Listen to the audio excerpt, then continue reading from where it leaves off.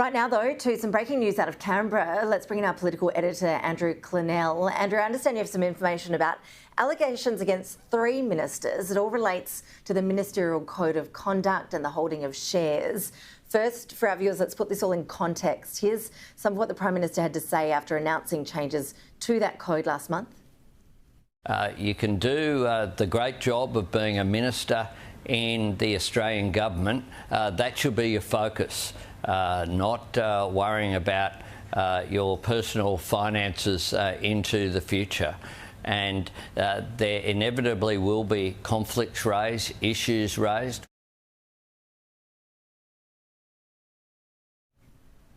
So, Andrew, just clarify for us, which aspect of the code are we actually talking about here? Well, 3 ministers in the Albanese government appear to have been not complying with the Ministerial Code of Conduct and have been in a rush to sell shareholdings so that they do comply. On July 7, the Prime Minister Anthony Albanese announced the Ministerial Code of Conduct for his ministry, which included that ministers cannot hold shares in public and private companies, and once they divest them, they cannot do so to a family member. So who are we talking about? Who's the First Minister involved in all of this? The Minister for Regional Development, Local Government and the Territories, Kristy McBain, had 7 shareholdings that in recent months she transferred to her husband. Ms McBain says she did this after the election.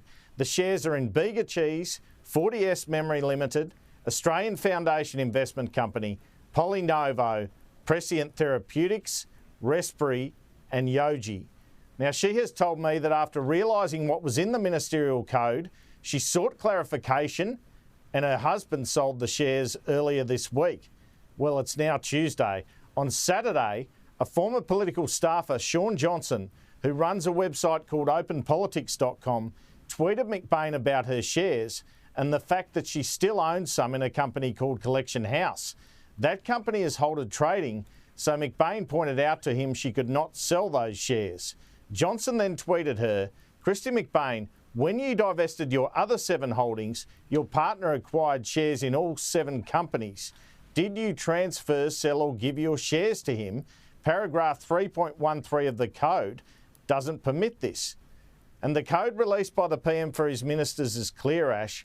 It requires that ministers divest themselves of investments and other interests in any public or private company or business other than public superannuation funds or publicly listed management funds. It then goes on in section 3.13 to say that if the minister is required by this code to dispose of an interest of any kind, the transfer of the interest to a family member is not an acceptable form of divestment.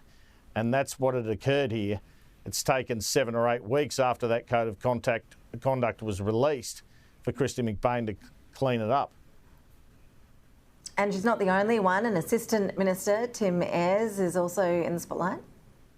The second case is that of the Assistant Minister for Trade and Assistant Minister of Manufacturing, Tim Ayres.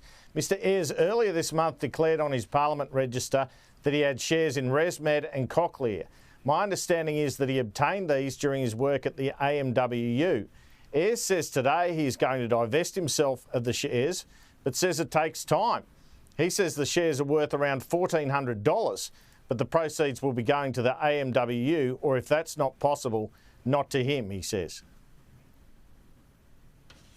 And what about Bill Shorten? This is someone who's been around the Parliament for a long time. It seems though perhaps he's involved to a lesser extent.